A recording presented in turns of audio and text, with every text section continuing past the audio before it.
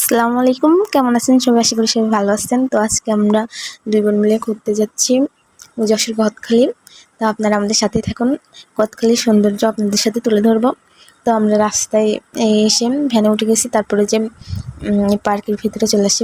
তো পার্কে, তারপরে পার্কের ভিতরে ঢুকছে। এই পাশে দোলনা রয়েছে, এই পাশে আরও অনেক কিছু রয়েছে, ছাতা রয়েছে, একটা বাঘ রয়েছে। আর বাঘ মনে হয় হরিণটাকে মেরে ফেলছে, হরিণকে হাসপাতালে নিতে হবে। সবাই সবাই ত্রিপুলারে ফোন দেন। তারপরে এই পাশে বসার জায়গা আছে, অনেক সুন্দর পার্ক। তারপরে আমি আসলাম এই পার্কটা অনেক সুন্দর। আগে অন্য পার্কে ঢুকছি, কিন্তু সেই পার্কগুলো তেমন সুন্দর না, কিন্তু এই পার্কটা অনেক সুন্দর। এখানে ফুল আছে, অনেক কিছুই আছে এখানে। এখানে আবার স্কুটি থুয়ে দিছে। তারপরে এই তো নাগরদোলনায় উঠছি আমরা।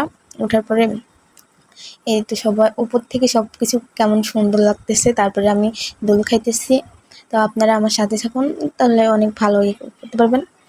আপনারা সবাই আমার ভিডিওটা যদি ভালো লাগে তাহলে একটা করে লাইক, কমেন্ট, শেয়ার করে দিবেন।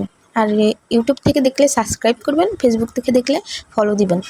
তারপরে এই দেখেন বাঘ আর হাতি একসাথে দাঁড়ায় রয়েছে। তারপরে ওই পাশে ঝর্ণা আছে, ওইখানে পানি নাই। এই পাশে একটা ছবি তোলার জন্য লাভ বানিয়ে দিয়েছে। পার্কটা বলতে গেলে অনেক সুন্দর, 10-এর ভিতরে 10 দেওয়া যাবে। আপনারা চাইলে যশোর গদখালি ঘুরে যেতে পারেন, অনেক ফুল আছে আর ঘোরার মতন অনেক জায়গায় আছে। যশোর গদখালি আসতে পারেন আপনারা চাইলে, অনেক সুন্দর একটা জায়গা। এখানে এখানে অনেক রকম ফুল পাওয়া যায়। শীতের দিকে আসলে অনেক ভালো হয়, কারণ শীতের সময় অনেক ফুল থাকে, গোলাপ থাকে, অনেক কিছুই থাকে।